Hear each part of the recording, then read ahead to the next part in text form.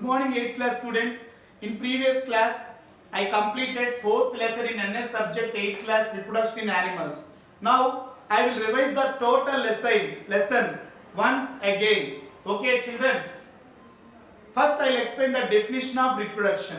What do you mean by reproduction? The ability of an organism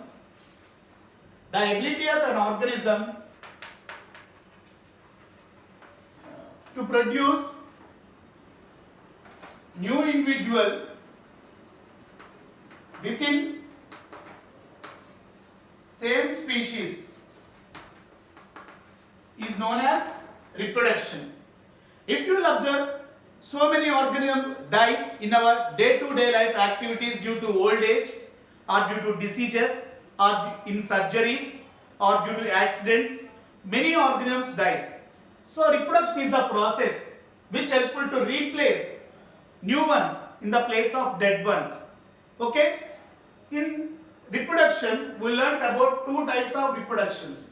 One is asexual reproduction, second one is sexual reproduction. In asexual reproduction, we can find out only one organism. That organism acts as male, that organism acts as female. And no production of gametes, and no fusion of gametes, and no formation of gametes takes place in asexual reproduction. In sexual reproduction, we can find out two organisms. One is male, another one is female. And they produce gametes. And gametes will be fused. And gametes will be fused, zygote will be formed. So this process takes place in sexual reproduction. And also I explained about sexual reproduction in plants. If you will observe in plants, according to the presence of sex organs, plants can be categorized into two groups: unisexual plants, bisexual plants. If you will observe in unisexual plants, we can find out only three parts, major parts. That is sepals, petals, stamens. If you will observe in bisexual plants, we can find out in flowers, we can find out four major parts. That is sepals, petals, stamens and pistil. Unisexual flowers are also called as incomplete flowers. Bisexual flowers are also called as complete flowers. And also I explained about sexual reproduction. Sexual reproduction in animals also. And I explained about viviparous animal and oviparous animals. Oviparous animals means the animals which lays eggs are called oviparous animals. Example, hen, duck, pigeon, parrot, etc.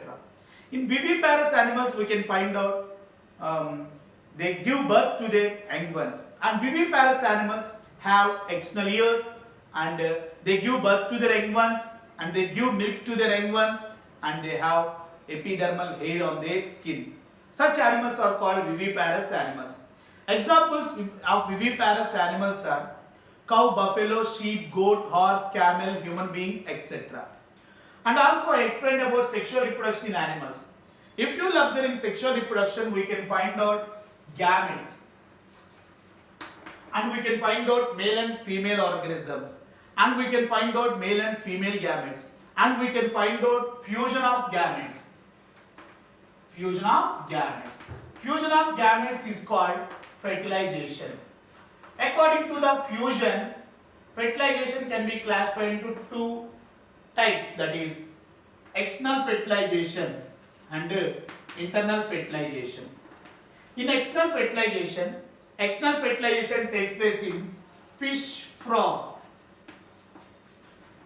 In external fertilization, female fish or female frog releases ova into water. Male fish or male frog releases sperms into water. And the fusion of gametes, male and female gamete, takes place in water. This type of fertilization is called internal fertilization. If you love external fertilization, internal fertilization means fusion of male and female gametes takes place in female body, that is called internal fertilization. Now I also explained about reproduction in human beings also. If you will observe in human beings are sexual dimorphic organisms. Sexual dimorphic. Why? Because we can distinguish male with female. male human being, female human being. Examples of organisms which perform sexual dimorphism are insects, birds, reptiles, mammals. And the opposite word of sexual dimorphic organisms is hermaphrodite. If you will observe in hermaphrodite, two sexes means male and female organs like testis and ovary in a single animal.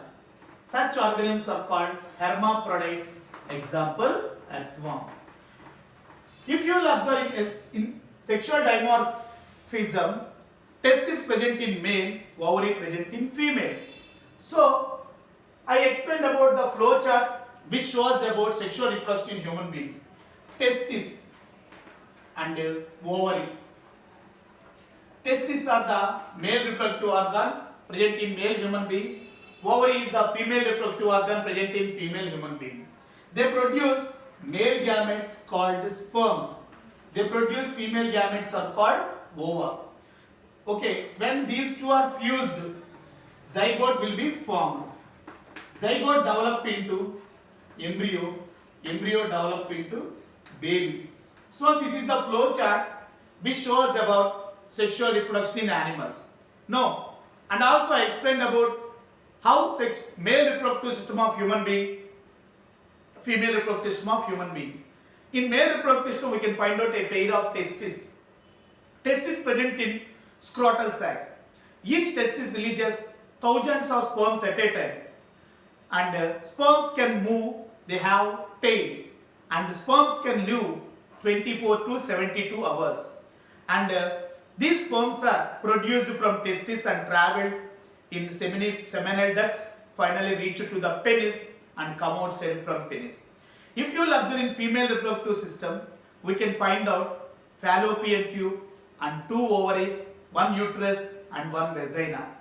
If you will observe in female human being, ovum production starts at the age of 12 years, that is called menstrual cycle, also called as menarche, and this ovum production continues up to 40 or 45 to 50 or 55 years. So that is called menopause.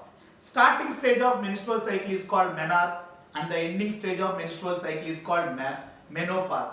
If you will observe, ovum will be spherical in nature and they cannot move, but sperms can move. Do you know ovum can live only 24 hours. So, the fertilization in female human being takes place in fallopian tube. After fertilization, the zygote divides rapidly and form a mass of cells called embryo. This embryo moves from fallopian tube to uterus. There, in uterus, the embryo gets attached to the walls of uterus. That process is known as implantation. What is meant by implantation? Attachment of embryo to the walls of uterus. Attachment of embryo to the walls of uterus known as implantation.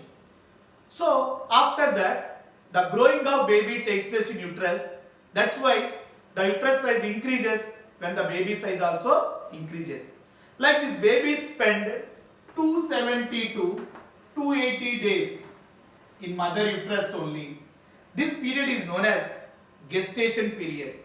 After that, pregnancy period. After that, due to muscular contraction of uterus, labor pains will be produced and the baby come outside from mother to new world. This is called a childbirth. After childbirth, a fluid will be secreted from mammary glands of female, that is called colostrum. This colostrum in Telugu it is called murrupalu. This colostrum is the fluid which secreted by female human being of mammary glands. This is very important to the baby, which improve immunity power to the baby. So this is the process which takes place in female reproductive system.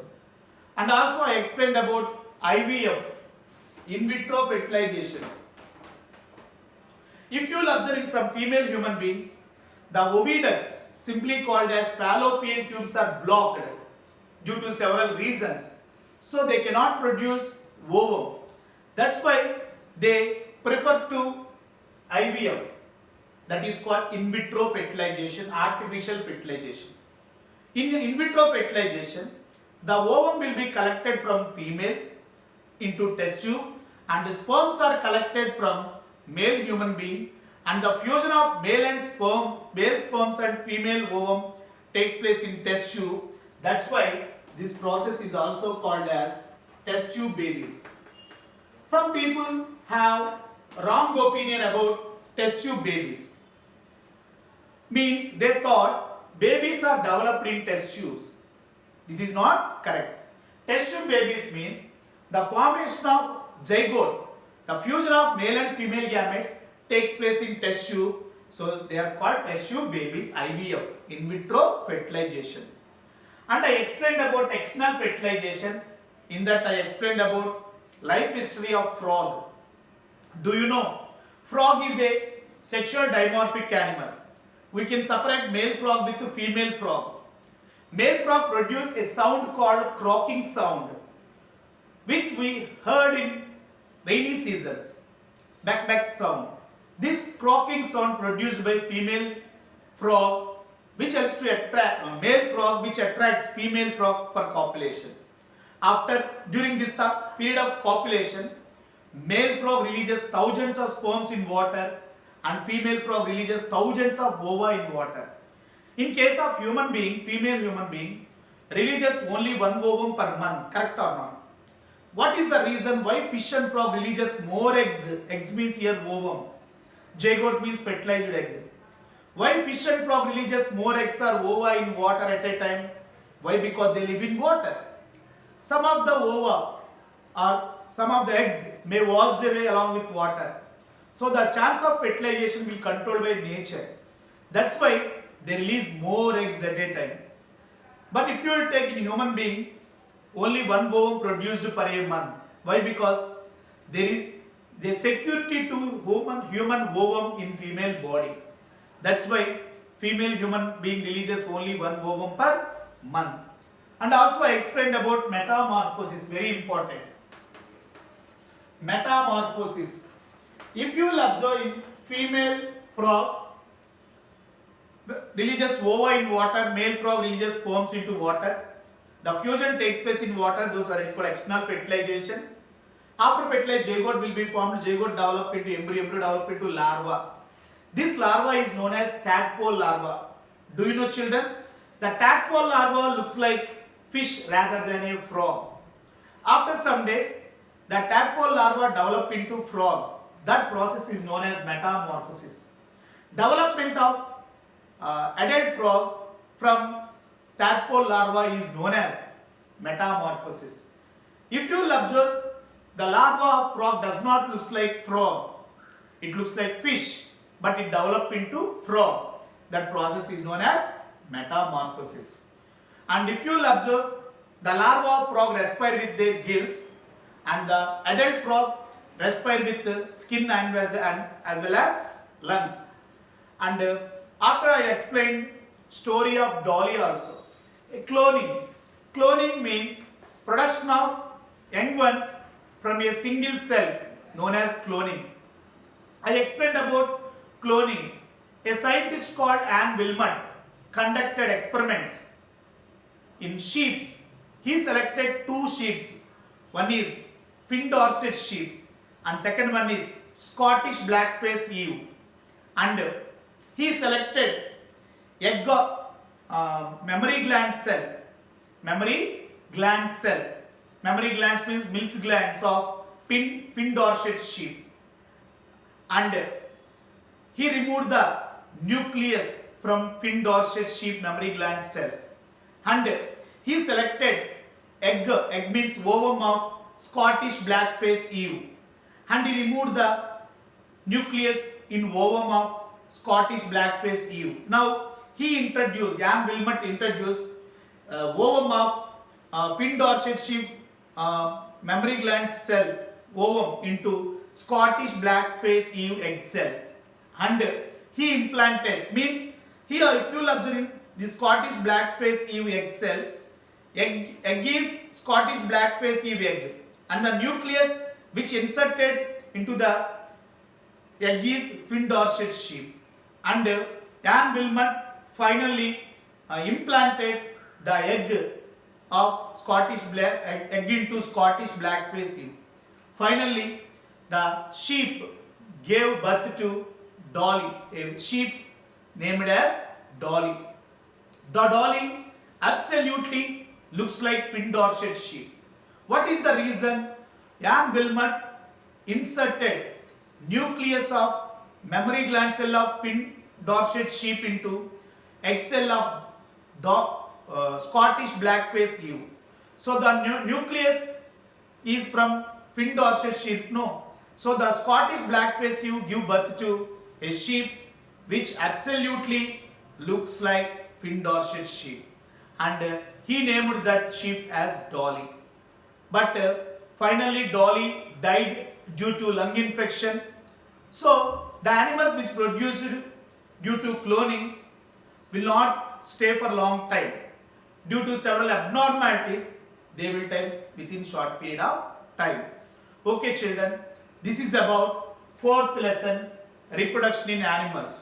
Okay, in the next class I will explain about fifth lesson, reaching the age of adolescence. Okay, thank you children.